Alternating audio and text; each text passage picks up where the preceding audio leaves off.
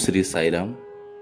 ଭଗବାନଙ୍କର ଆଶୀର୍ବାଦରୁ ଅଗଷ୍ଟ 25, 2024 ମସିହାରେ ଶ୍ରୀ ସତ୍ୟସାଇ ସେବା ସଂଗଠନ ଦ୍ୱାରା ଶ୍ରୀ ସତ୍ୟସାଇ ମୋବାଇଲ ହସ୍ପିଟାଲ ଆନୁଷ୍ଠାନିକ ଭାବେ ରାୟଗଡ଼ା ଜିଲ୍ଲାରେ ଶୁଭାରମ୍ଭ କରାଯାଇଥିଲା। ଏହି ମୋବାଇଲ ହସ୍ପିଟାଲ ରାୟଗଡ଼ା ଏବଂ ମୁନିଗୁଡ଼ା ବ୍ଲକ ଆଖପାଖରେ ଥିବା ଅନୁନ୍ନତ ଗ୍ରାମଗୁଡ଼ିକରେ ଜେନେରାଲ ମେଡିସିନ, ଦନ୍ତ ପରୀକ୍ଷା, ଚକ୍ଷୁ ପରୀକ୍ଷା, ପାଥୋଲୋଜି ଏବଂ ଫାର୍ମାସି ସେବା ସିଧାସଳଖ ପହଞ୍ଚାଇଥାଏ।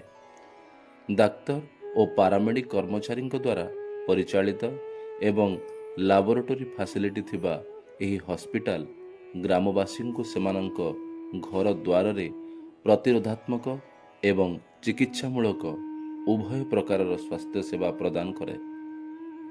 ଅଦ୍ୟାବଧି ରାୟଗଡ଼ା ଏବଂ ମୁନିଗୁଡ଼ାରେ ମୋଟ 29ଟି ମେଡିକାଲ କ୍ୟାମ୍ପ ଆୟୋଜିତ ହୋଇଛି।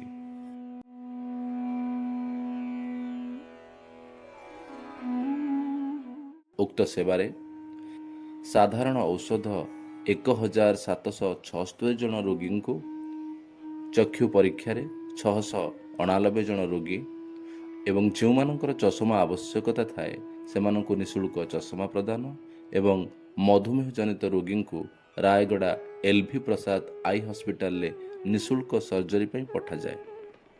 ଦନ୍ତ ଚିକିତ୍ସାରେ 213 ଜଣ ରୋଗୀ ଉପକୃତ ହୋଇଛନ୍ତି।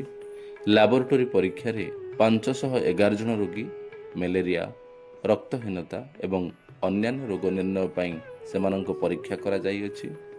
ଏହା ସହିତ ସ୍କୁଲ ହେଲ୍ଥ ପ୍ରୋଗ୍ରାମ ଆରମ୍ଭ କରିବା ଯୋଜନା ମଧ୍ୟ କରାଯାଇଛି, ଯେଉଁଥିରେ ସ୍କୁଲ ଗୁଡ଼ିକରେ ଦନ୍ତ ଏବଂ ଚକ୍ଷୁ ସ୍କ୍ରିନିଂ କ୍ୟାମ୍ପ ଆୟୋଜିତ କରାଯିବ। ଉତ୍ସର୍ଗୀକୃତ ଡାକ୍ତର, ପାରାମେଡ଼ିକ ଏବଂ ସ୍ୱାସ୍ଥ୍ୟସେବୀମାନଙ୍କ ସହଯୋଗରେ ଏହି ମୋବାଇଲ ହସ୍ପିଟାଲ ଆଜି ଦୁର୍ଗମ ଗ୍ରାମାଞ୍ଚଳ ଓ ଆଦିବାସୀ ଅଞ୍ଚଳରେ ଅବହେଳିତ ଓ ଗରିବ ଗୁରୁବାଙ୍କର ସେବା ପାଇଁ ପ୍ରତିବଦ୍ଧ। ଓମ୍ ଶ୍ରୀ ସାଇରାମ।